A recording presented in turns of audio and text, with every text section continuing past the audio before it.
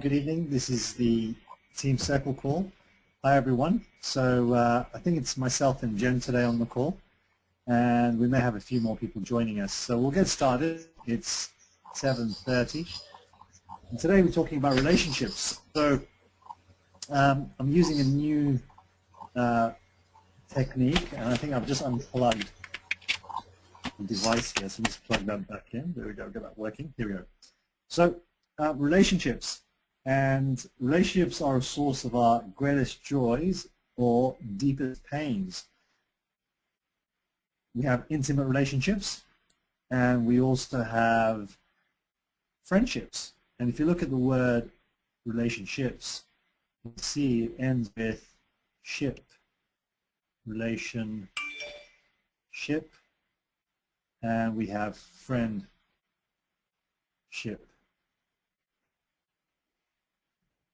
So some ships will travel through rough seas and some into calming waters of paradise.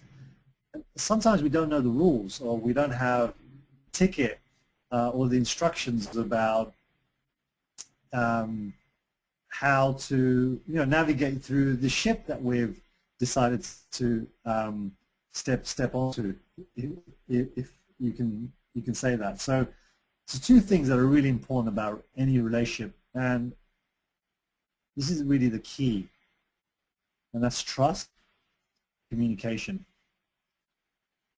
And trust and communication, and really these three values through unconditional love. So when I mention conditional love, let me just go through the levels of love. So we talk about the fourth level, which is really demanding. So as I'm writing this, you may want to think about times when you've experienced that level, when you've been demanding love. You never do that for me. I always do this for you, and kids do it. If you've got children, they're always demanding, "Mommy, Daddy, I want it now. I want an icy ball today," like my daughter said to me today. Or I picked her up and she said to me, "I want Mommy," and then I said, "Well," and it's her way of saying I want an icy ball.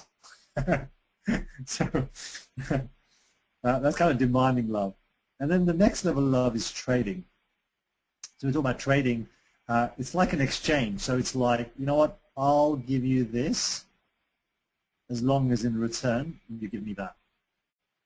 And sometimes it's unconscious, and it's unconscious when everything's going okay. So the giving and the taking is all equal, and all of a sudden something happens, and then it's like, that's not fair. You never do that for me. And we actually drop a level. We're trading. It was trading anyway, but we also drop a level and start demanding. And the level up from that is unconditional love. It's unconditional love. So this was never about trading. It's about, you know what, it doesn't matter. It's really about coming from the heart. And unconditional love, it's really special, and this is what's built on trust. It's what's built on trust. It's not about saying one thing and doing another.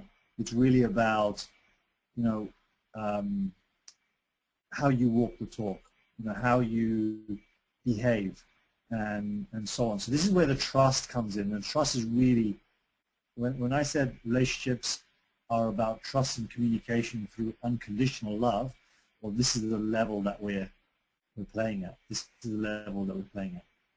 And number one is, the first level is unconditional love again, but it's also loving our enemies, which is very rare.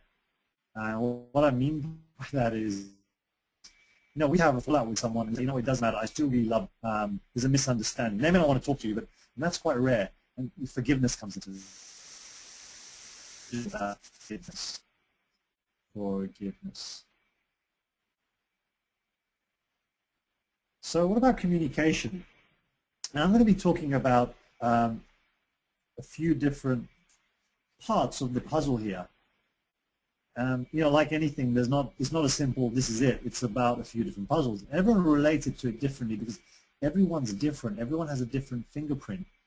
And the puzzle, the piece for the puzzle is going to form a picture which is going to be different for everyone listening to this. And once you get one piece of the puzzle, for one person it might be, well, you know what, I realize, I'm trading. I'm at level 3. That's a level 3 for one person. For someone else, it might be realize, they're at level 2. And then I want to share another piece of the puzzle with you, when I share that puzzle, it kind of starts making sense, and then you think, oh, right, okay, I get it, oh, I get it, okay, how that fits into here, and so on.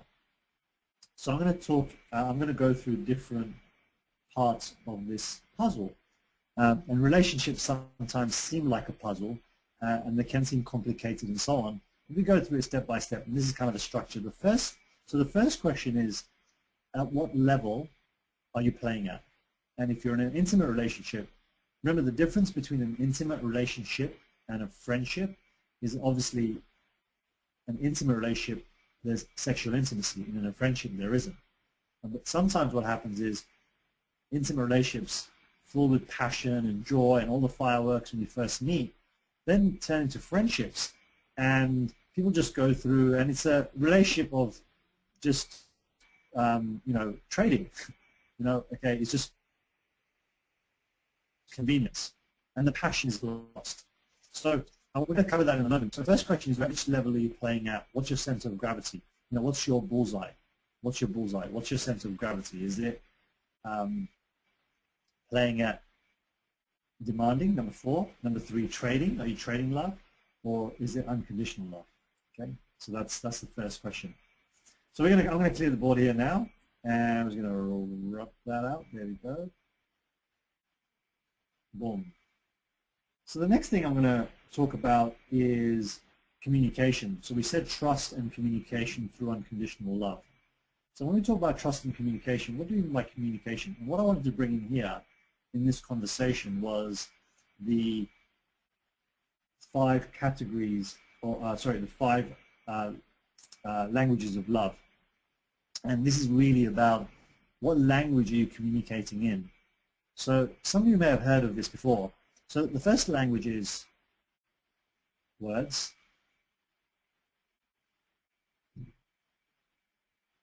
So this is, telling someone through words, and we go back to intimate relations for the moment. So we tell our partner, I really care about you, I really love you, and through words, I really appreciate you, and so on. We use language. The second language of love is touch, hugging, just physical touch. So this is touch. And these languages are really formed from childhood. So someone who was brought up in an environment where they were touched a lot and so on, like I was with my grandma, my uncles. We live in an extended family. We were always like, someone was always touching me or patting me and rubbing my head and so on. So touch was really, kind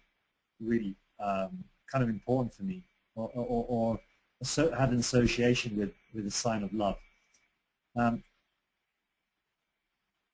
language is acts of service. So this is doing something for someone.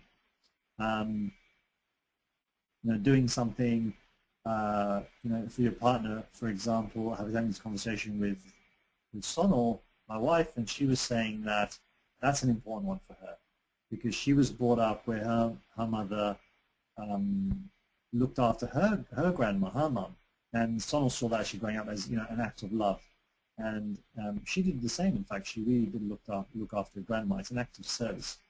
The next one is gifts. And gifts isn't about being material. It's really about just a thought. Oh, wow, you got me that. I picked some flowers for you on the way, by the way. Or I made this for you. I drew this for you. Just little things it could be. It may be monetary. It may not be monetary. So gifts, some people have a language of gifts. That's a language that they speak, and that's important for them. And then number 5 is quality time. So I want to ask yourself, which one's important for you? And I was looking at this today and thinking about, in fact, they're all important. If you were to receive gifts, even that's not your top 2, you always feel, wow, thank you so much, that's really kind of you. So they're all important. You value the ones that are lacking. And when you list your values, there's often people value things that they don't have. When the thing we have in abundance, we kind of take for granted. So oftentimes in a relationship, if you have different top two languages of love, then the other person, your partner, it's likely they're going to be communicating in their language. And when they're communicating in their language, there's going to be a sense of, well, to the deepest level, you don't feel love. So let's use John as an example and Jane. So let's say, John's language is touch and words, and Jane is, acts of service and quality time.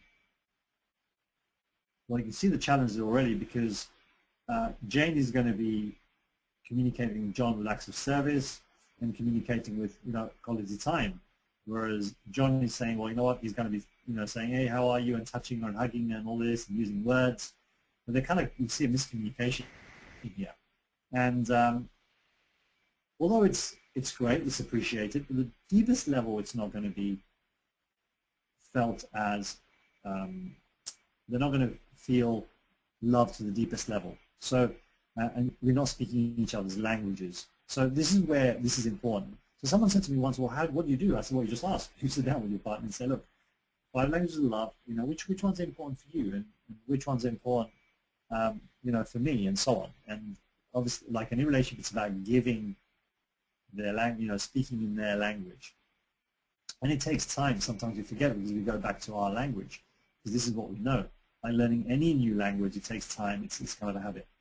So that's another important part of the jigsaw that I said we're gonna talk about. So the question I want to ask you is, which is your language? Which are your top two? Is it other words, touch, acts of service, gifts, or quality time?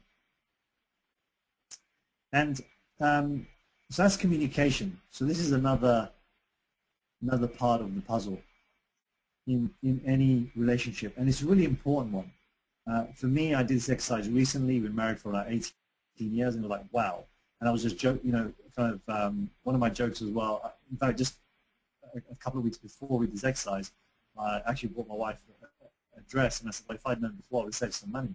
But it wasn't about, it's not about that. It's really realizing that, something like doing an act of service, dropping the kids to school in the morning, or having some quality time, going for a walk on the beach, is a lot more important or more meaningful for her than buying a gift. In this instance. So okay, let's go on to the next part. So we're going to talk about the categories, or 5 categories that you may fall into in your relationship. So I'm going to clear the screen again, and okay, we'll just do that. I'm just bringing that background again. There we go. Okay, so the 5 categories are, which again, the question is, which of these 5 categories do you fall into? Now the first category is, so number 1, is, are you in a relationship with love and passion? Love and passion. Remember the time when you first met and you're attracted to each other and you just can't get enough of each other, and is it that level of love and passion and intimacy, and it's just like you're head over heels, the relationship is growing, everything's amazing? Or is it number 2, where it's a friendship? Is it a friendship?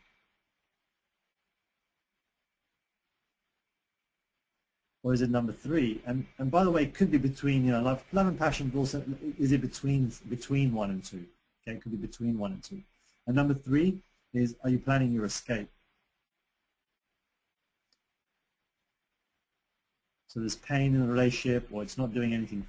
You feel that you want to get out of the relationship, but you just kind of, you don't know how, you don't upset anyone, it's the kids, it's whatever. Are you planning your escape? Are you number 3? And number 4 is, you feel betrayed. You feel betrayed. And you never want to be in a relationship again. It's like, I never want to be in a relationship again. Are you at that stage? And number 5 is, are you in search of the one? Are you in search of the perfect partner? You're looking for someone, you think, I wish I could find my perfect partner. Someone I can fall in love with. Are you in search? So which category do you fall into? Number one, love and passion. Number two, friendship. Planning to escape, betrayed, or in search. And that's useful to know where you are. So all this, if you're you know, in a love and passion relationship, then ask yourself, well, you know, how can I grow? How can I go to the next level? Because remember, there's always another level. There's always another level. We'll talk about the human needs very quickly in a moment. You'll notice that anything that isn't growing, then you die. You literally die inside because the river of life keeps flowing. And if you stop growing, you actually step aside of the river. The river keeps flowing, and you step aside, and everything just passes by, and you get left behind. When you get jumped back into the river, you know, and not think about the fears, or you know, if someone planning to escape, they're going to be thinking, well, I'll just stay here, and I don't want to confront my fears of getting into, you know, an argument, or you know, having this conversation, whatever it is, and you kind of get left behind because you stop growing. Your relationship isn't growing. In fact, it's dying. In the same way, you know, if you say, I'm never going to be in a relationship again, it's like in that area of your life, it's important. Relationships are so important. So you kind of stand on the sidelines and you get left behind. So even if you're in search for one, you've got to jump in the river and actually go with the flow. And, you know, while you're going with the flow, you come across someone who's also, that's when you find someone, because standing on the sides is not going to work. And if you're in a friendship, or are you full of love and passion? So, you know, where are you in your relationship? So have a look at those five and just look at that piece of this puzzle. I'm going to bring in something called human needs psychology here. We'll have time for questions, or if anyone wants to have any questions, then just raise your hand and I'll come back to that. So we've covered, just to recap, we've covered a few things. First thing, we've covered intimate relationships specifically, and we're talking about the levels of love. And we said that relationships are about trust. The key really is trust and communication. And trust comes from unconditional love. Remember the level 2 love, unconditional love. And communication comes from the 5 languages of love. Which language are you speaking? Are you communicating in the right language? And then what we're looking at now is which category do you fall into in terms of your intimate relationship. So which category do you fall into? Now we're going to look at the 6 human needs. And the 6 human needs were developed by Tony Robbins. And these are needs that everyone has, every single one of these needs. The difference is everyone has a different priority, or let's say a top 2 needs. It's really important to understand this, and you'll understand in a moment just why that is so. So let me just get that black background again, because I like working with this background. So much neater. There we go. So 6 human needs. So what are 6 human needs? So need number 1, there we go, is the need for certainty. And everyone has a certain need for certainty, you know, certainty that we've got a roof over our head, certainty that we're going to be able to pay the bill, pay the bills, pay the rent, pay the mortgage, certainty that we're safe, and so on. Different people will have different levels of certainty, and code words for certainty are comfort, security, safety, stability, feeling grounded, predictability, and protection. These are like code words for certainty. So if these words are like quite common in your language or sharp for you, then certainty is an important need for you. Number 2 is variety. And think about it, if everything was certain all the time, you get bored and need some variety. And these are paradoxes, by the way, you know, certainty and variety. In fact, I would normally just put variety next to the certainty on the right here. So let's group them together there. So number 2 is variety, and code words for variety or uncertainty are fear, instability, change, chaos, entertainment, suspense, exertion, surprise, conflict, and crisis. Some people literally get into arguments or conflict because they need some variety in their life. So we have different vehicles of and the ways we meet our needs. Some people watch TV, and that's variety for them. So everyone's going to be very different. Number 3 is significance. So, and this is the need where everyone needs to feel special in some way, and we kind of often become involved in a hierarchical pecking order, and we talk about superiority and inferiority. We can feel significant because we have achieved something or built something or succeeded at something, or we can find significance by tearing someone down or tearing something down. So again, different vehicles. And code words for significance are pride, importance, standards, achievement, performance, perfection, evaluation, discipline, competition, rejection, all words for significant. And if you have, some people have a problem, a significant problem. Look at my problem, it's more significant than yours. My pain is more worse than yours, so now I feel more significant, if you get the idea. So there's different vehicles. The 4th human need is the need for love and connection. If you leave a baby alone, without touch, without any love, the baby's going to die. And everyone needs a level of connection, but at the deepest level, it's love. And code words for love are togetherness, passion, unity, warmth, tenderness, and desire. And oftentimes you go through life trying to get the love, trying to get the recognition from our parents, to get some connection. Or one of the biggest challenges in organizations, in fact, is that feeling of really, I suppose it's a form of significance too, that I feel appreciated, but at a certain level it's also connection, that I have a connection with someone and they appreciate me, but I have this connection with them. So those 2 needs, those 4 needs are considered the needs of essential for human survival. But these last 2 needs, they're the needs of the spirit, and they're essential for human fulfillment. And these 2 needs are, number 5, growth, and number 6, contribution.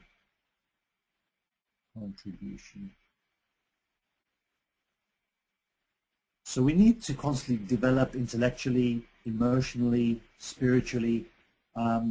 We grow, we change physically. As we grow, from a child to adulthood and so on. We grow and change emotionally with every experience. We go through some challenging times and we grow from that. And we also respond to events in the world around us from those experiences. Anything that you want to remain in your life, your money, your health, your relationships, your happiness, love, it needs to be cultivated, developed, and expanded. Otherwise, it's going to degenerate. If you look at a relationship, we talk about relationships now, if the relationship isn't growing, it's dying. Sometimes people invest so much time at work, they forget about the relationship. And then all the kids grow up, and it's like you look at each other and say, who are you? Because they never invested any time in their relationship. So some people satisfy the need for growth by working out, reading, study, learning, to feel they're truly growing. And in contribution, if you're focused on contribution or contributing to others, then you have the certainty of being able to contribute. There's always a way. You have the variety. Really, contribution meets. When we focus on contribution, it really meets all the needs. Because you have the certainty that you're contributing. You have the variety because it's highly interactive. You have significance because you're helping others and improving their lives. The spiritual bond is created when you help others get a deeper sense of connection, and you grow by creatively helping others.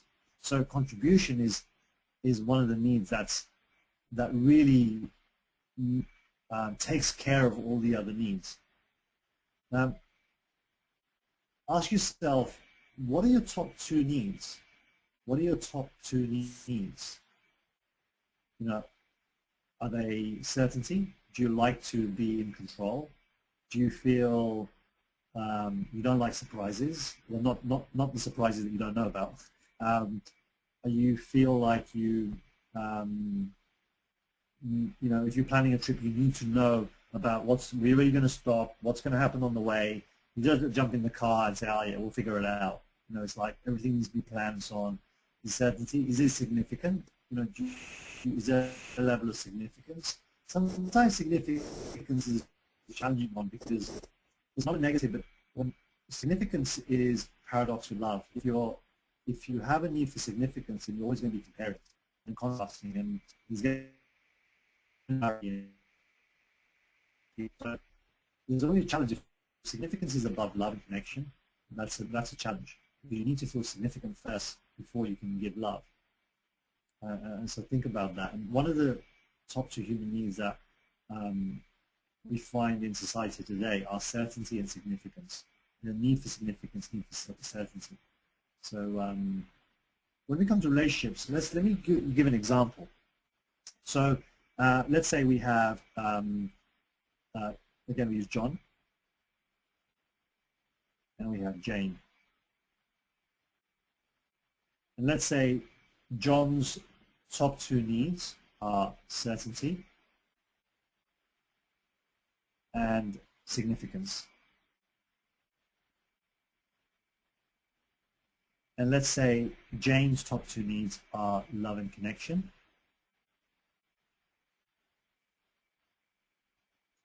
And certainty. Now, if I bring in the masculine feminine dynamic here as well, let's assume that John at his core is masculine. Now we have both energies. Sometimes the male may be feminine and the female might be masculine, or vice versa. So let's assume that John is at his core is masculine and Jane is feminine. Although we have both energies, and both energies are useful, but at your core, which one are you? And John's top two needs are certainty, significance, and Jane's a loving connection and certainty. So now, if John, just say for example, at work is distracted, he's very busy at work, he's tired when he gets home. We talked about stress, in our call before. He's stressed out, and he's not been looking after his health, so he doesn't have the extra energy either to invest in his relationship, and then he comes home and just wants to escape. So now Jane feels, she doesn't feel like she's receiving any attention. And one of the important needs for a feminine energy is attention. And attention for the feminine energy is like oxygen. So attention is like oxygen. And if Jane isn't getting attention, she's not getting any oxygen. Jane also needs to feel secure. And she needs that masculine presence to give her the certainty that everything is going to be okay. Spelling there. Presence. And John, over here, as a masculine energy, doesn't like being criticized. He also doesn't like being controlled.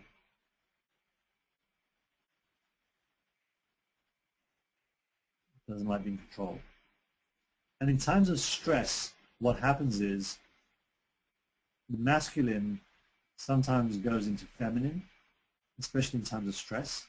So they feel uncertain, and they feel that the masculine energy is like, I'll take this one thing and I'll deal with it. I'll take this one thing, boom, and I'll deal with it. Tip. I'll take this one thing, boom, and I'll deal with it. Whereas the feminine energy is like, is like a whirlwind, taking in everything, the sights, the sound, lots of things going on at once, and can deal with all that all at once. It's a beautiful thing if you can stay present in the center of it. So Jane in this situation doesn't feel like she's getting attention. Remember, attention is like oxygen. So she starts to control John. And starts to control John, telling him what he should do and starts criticizing him and so on. So notice John's top need is certainty. He now feels uncertain. He also feels insignificant. People will violate values in order to meet their needs. So John is feeling uncertain and insignificant. Jane is not receiving any love from John because he's feeling uncertain. And the more Jane criticizes or try to control John, the more he's going to feel uncertain and he's not going to give any love back. So you can see where this relationship is going. So now, John might escape. He feels even more uncertain. He feels insignificant. He feels like a failure. All a masculine energy wants to do is make sure that the feminine energy is happy. And often in relationships, if the husband thinks that the wife is unhappy, then he actually thinks that he's failed. At the deepest level, it's like, I'm a failure. I can't even keep my wife happy. Might be many masculine men, masculine at sport, masculine at work, but feminine at home, and just very uncertain. And then the feminine then say, you know what, oops, I need to take care of this. I'll take care of this, and then go into a masculine energy. I'll deal with this. I'll take care of this, and they go out of their core. And that feels uncomfortable for them, and they go into this masculine and say, you know what, I'll do this, I'll take care of it. Boom. And then the masculine at core then goes into feminine, and they don't know where they're at, they don't know what they're doing, because that's not their core energy. And there's a big challenge, because it's opposites that attract. But the core energy is not there, so it feels totally uncomfortable, and the needs aren't being met. In this case, certainty and significance, and love and certainty. So then John realizes, you know what, I've been trading. They look at the levels of love and they say, you know, I've been trading, and so does Jane. Jane realizes, this relationship has been on trading. I've been doing this as long as you pay the bills and I'll cook for you, and etc. And it's been like a bit of a trade. So they communicate, and then they realize that for Jane it's important that John spends quality time with her, and she likes it when John thinks about her and likes little notes or flowers. And then Jane realizes that John hates it when she criticizes him all the time, and John likes it when she touches him and praises him, words. That makes him feel certain she loves him, significant. You noticed before they weren't speaking the language. So just by making these distinctions, that, oh, what level are we playing at? Oh, wow, we're trading. I can't believe we're doing that. And then looking at, oh, wow, what language do you speak? And, realize that, for John, it's about words, and also it's about touch, and for Jane it's about quality time and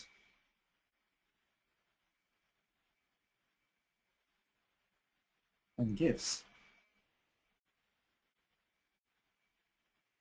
And that may have been a clue. I've had a conversation with a couple where she said, I'm always telling him, but he just doesn't get it. He just doesn't understand. You never buy me flowers, you never buy him anything. That's a clue.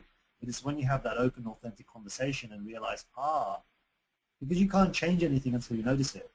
So you notice how in a relationship, just by speaking the right language, having the right level of communication, understanding the feminine, masculine dynamic, especially in times of stress, realizing that the feminine needs a level of certainty from the masculine. You know what, I'll take care of this, even if they're not certain. Also realizing that for the feminine energy, they need attention all the time. It's like oxygen for them.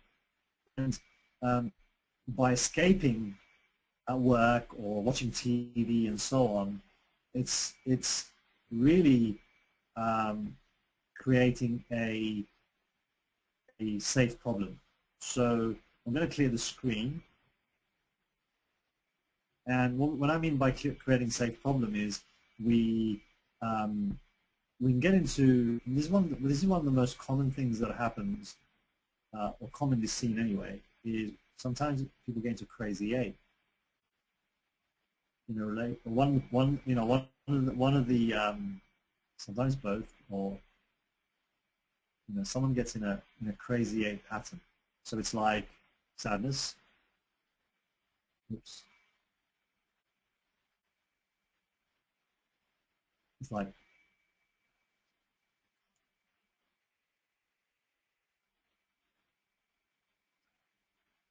so they get into feelings of sadness and anger. So 1 minute angry.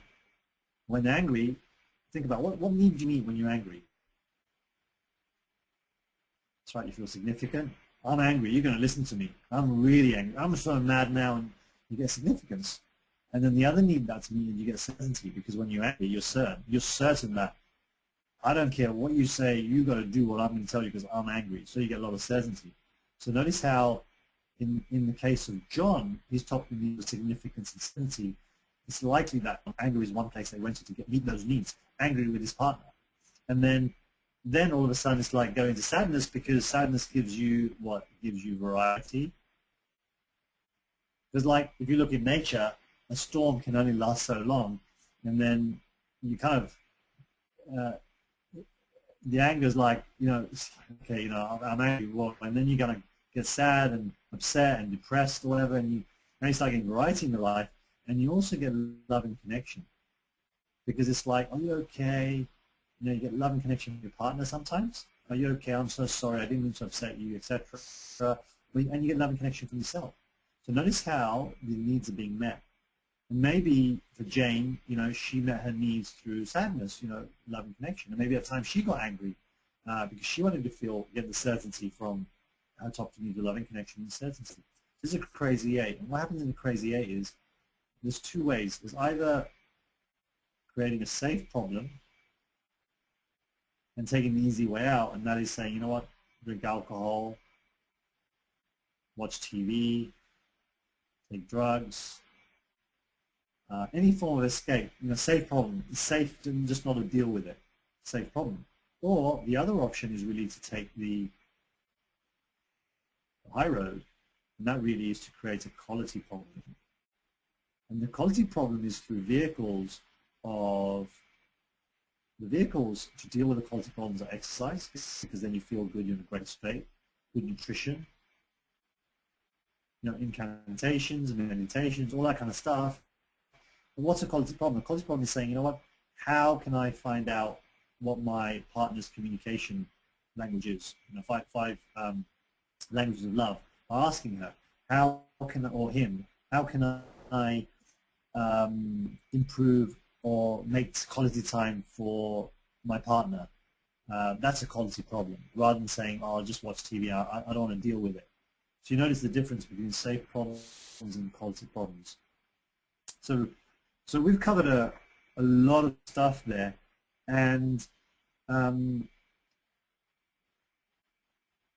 you notice that in this case, when they realized that they lost the passion in their relationship, and they talked about ways to rekindle their love, the quality time together, experimenting with each other, and giving rather than taking, that the relationship turned around. So I want to talk about relationships, number trust, communication through unconditional love. I want to talk about friendships. And this is an interesting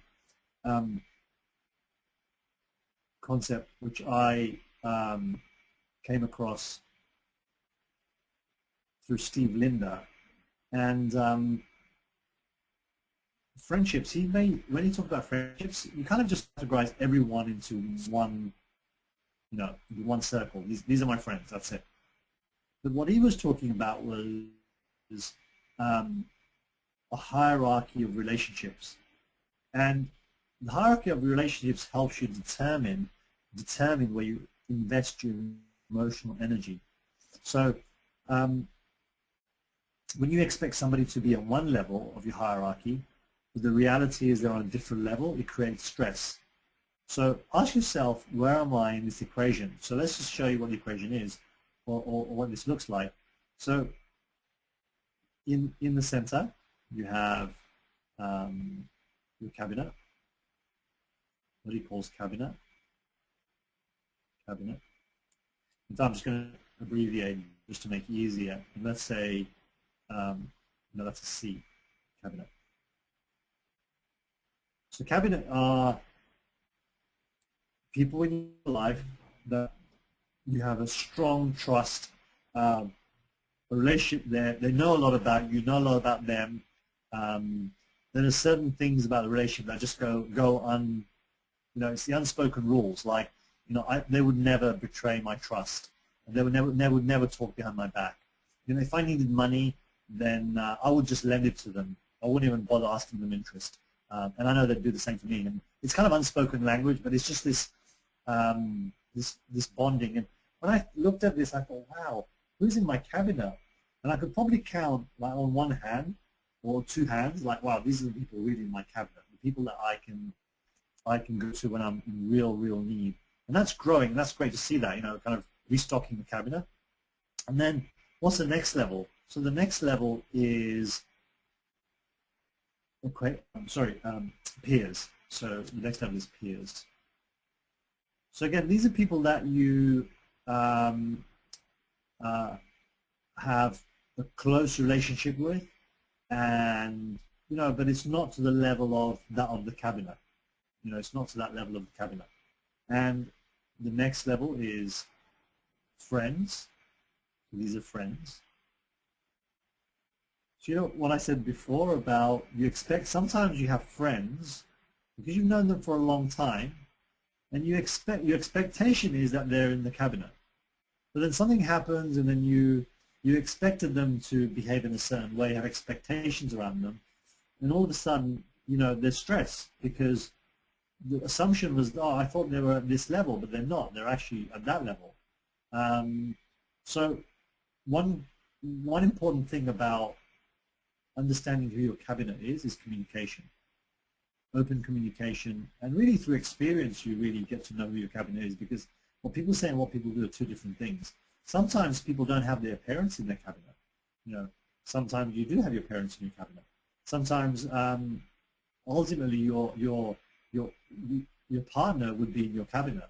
Ultimately, definitely, because if they're not, that's a challenge because there's not as much trust. Remember, as you go out, there's not as much trust. There is, but not as much, and the rules are different. So here, and then the next level is acquaintances, and the next level out from that, and the next level, so that's acquaintances, and the next level is strangers on the outside here, the strangers. Oops. And if we think about this model, the reason why I bring this into this conversation is it's part of relationship is friendships.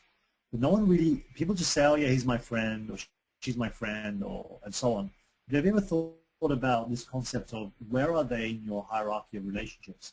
Are they cabinet or not? And I know I've had instances where I've assumed that these people are my cabinet, but then things have happened, certain things have happened, and then you think back, and it kind of causes stress, undue upset even. You feel betrayed sometimes even because you have this sometimes it's an expectation even of them. So you really need to know what your rules are for cabinet, and once you know who's in your cabinet, then it always makes it easier because then you know who to go to in certain situations, and then who your peers are, for example, who your friends are, who your acquaintances are, who your I suppose strangers are people you don't know. So you know who they are. And what I want to bring this into this conversation into is strong ties and weak ties. And oftentimes here we have some strong ties, right? Like these people here, we have some strong ties, and we know a lot about these people, and we have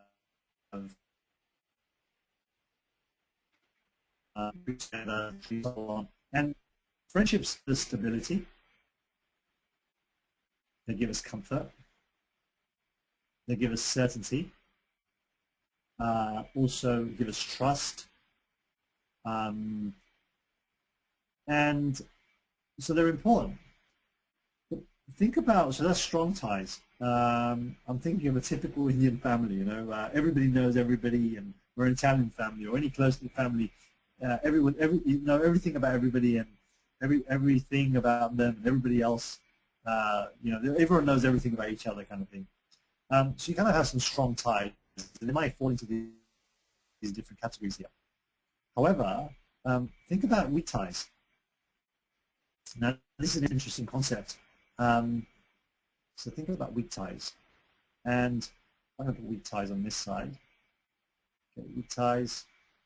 So weak ties are, I suppose, unstable because you don't really know them. They're, I suppose, offers variety, fear even, because you really don't know what they're going to say, what they're going to judge you, what the interaction is going to be about. So it feels also makes you feel uncomfortable. Everyone has a different degree here by how they see weak ties. But notice how the number of weak ties that you have, I'm going to clear the board because I want to show you something which will kind of demonstrate this even better. And that is, let's use this paintbrush here. Let's say we have, that's all our strong ties. And there's going to be many there, right? And let's say then this is, let's use John and Jane as an example, right? So before John and Jane met, you know, they might have some overlap here, you know, perhaps there could be some overlap there. But in general, you know, they have not met before, and all of a sudden then they meet, and when they meet, there's this connection, and then all of a sudden they start getting introduced to all these other people, you know, in the family and so on, and they're now connected to all these other connections which they didn't have before. You know, the level of connection is increased for John and for Jane. So if you want to know about, for example, imagine I'm curious about accounting, the accounting community, and I want to get some information, then I'll speak to Nish, because and be introduced to the community. Or you want to find out about skateboarding, and I want to speak to all these skateboarders and know what you know, do a little study on them. I'll go and find a skateboarder, and all of a sudden I have access to all their connections. So the degree to which in your life you are strong tie relationships is the degree to which you are no longer growing. So I'll say that again. The degree to which in your life you are strong tie relationships is the degree to which you are no longer growing. Now think about that in your area of relationships. And think about, because once you have, and there's a balance, obviously the strong tie is important to remember about stability and so on. Weak ties is just as important, and it's about having the balance between the two, strong tie and weak tie. And if we remember, once we have a weak tie on one end, that weak tie, as you get to know them, will become a strong tie. Sometimes stay a weak tie, but then the degree to which you have only strong tie, if this is more weighted, you know, if that's this way and that's heavily weighted, and you don't have any weak ties, when you're not meeting new people in your friendships, in your first your health and vitality, even, you know, sometimes meeting people through books, reading their book, or in your, you know, finances or in your personal growth and so on, then the degree to which in your life you are strong tie relationships is the degree to which you are no longer growing. because once you have a weak tie connection, you now have access to all this information. It's like a network of information, and you have access to all this information through their network. If that makes sense. And this is taken from the weak tie, strong tie is taken from network system theory, and it's building with two groups of people, strong ties and weak ties. It's taken from a theory by A.L. Barabasi. So on this call, for example, you can say you've got X number of portals or X different accesses to information. And networks also a circuit, and circuits also exist for the transmission of information. So if you have so many people on the call, and if you were a weak tie, then all of a sudden you have all these accesses for connecting to new information, new networks. That makes sense. Okay, so we're going to have a quick question and answers and a just quick discussion on the call. So I'm just going to Jen, you want to unmute your microphone there? Yep. Hello? Yep. There you go. Hello? Hi. So there was a lot of information on here. Yep. Yep. What did you find that was that stood out for you? Well, I knew about the 5 love languages already. Yeah. I'd say this last part spoke to me most, and I think sometimes I avoid new friendships or new people.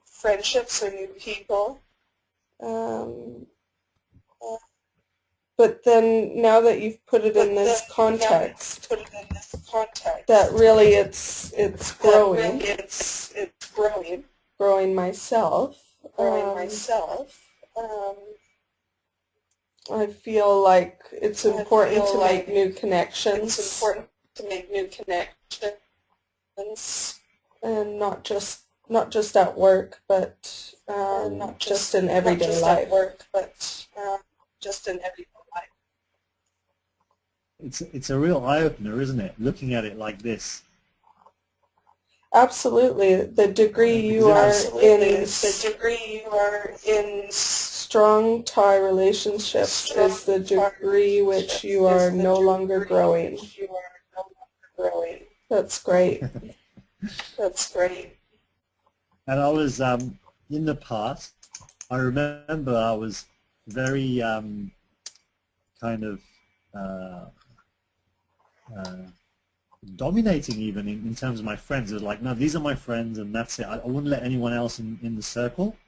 This is going back like 15, when I was much younger, in my probably 20s or early 20s or teens. I was very kind of, this is my circle of friends, that's it. And if anyone else came into it, it was like, no, And think about it, I look back and think about it now, and obviously I grew out of that. When I came across this concept, it was a real eye-opener looking at, whoa, I've actually not been growing by not meeting new people. Yeah, I really appreciate this bit. Yeah. Leave the best till last, right? That's right, yeah. That's right, yeah. Okay. All right, great. So anything else you'd like to share? We'll just round up the call otherwise. Yeah, I think I keep hearing my echo. Okay, so that can be annoying. I was thinking about all these love languages, levels of relationship, human needs, and sometimes when we don't get along with somebody, people will name it as a personality conflict or put another name to it. But really it comes down to not, how should I put it, not speaking that other person's language and getting to know them on a deeper level. Yeah, that's a great point because we've had this conversation before when I first came across this. It was like, yeah, you just think about your intimate partner, but then you start thinking about, whoa, hold on, what about my kids? And then what language are they speaking? And then what about people I work with, or what about people I know? My really close, my cabinet, I suppose, in the hierarchy of relationships, or my peers, or my friends, and so on. What language are they speaking? And sometimes we speak in different languages. And what are their top two needs? What's important for them?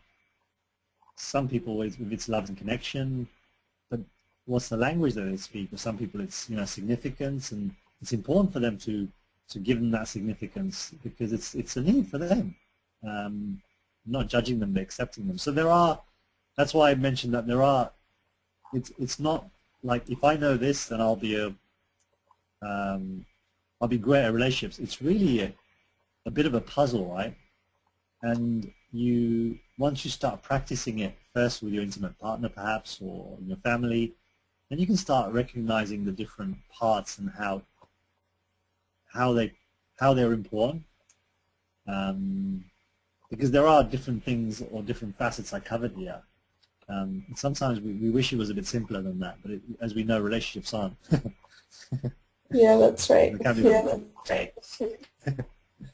Okay. Well, that was a great point.